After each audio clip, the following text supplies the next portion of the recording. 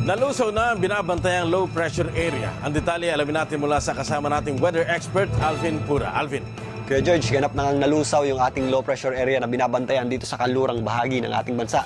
At dahil dyan, mas mababawasan po yung ating mga pagulan sa malaking bahagi po ng Visayas at Mindanao na kung saan localized o pulo-pulong mga pagulan sa pagsapit ng hapon or gabi na lamang ang ating aasahan. Yun po yung mga ating mga localized na thunderstorms. Dahil po yan sa easterlies nating nakaka-apekto dito sa eastern section naman ng Visayas at Mindanao. Sa ngayon, apektado rin ng tail end of a cold front itong northern portion ng Luzon, kasama na po dyan ang eastern section ng Luzon. At itong ating tail end of a cold front, asahan natin na yan po ay aatras sa mga susunod na araw at muling lalakas na naman yung ating amihan o northeast monsoon or yan po ay muling bubugso na magdadala ng mas malamig na panahon sa malaking bahagi po ng Luzon. Sa ngayon, sa pangkahalatan, magiging maliwalas naman ang malaking bahagi po.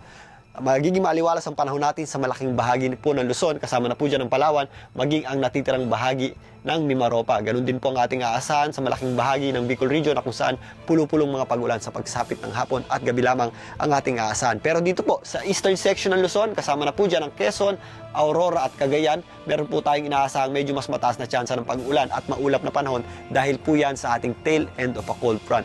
Ganun din po ang ating aasahan sa Cordillera, kasama na po dyan ang Baguio City na kung saan magiging maulan po tayo na may kakakibat pa na napakalamig na panahon.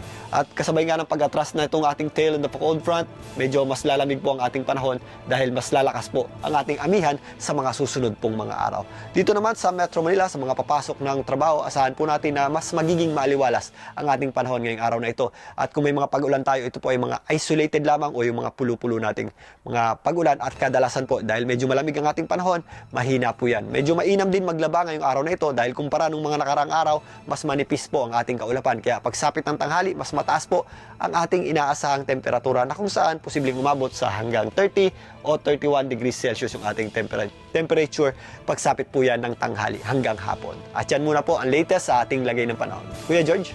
Thank you very much, Alvin Pura.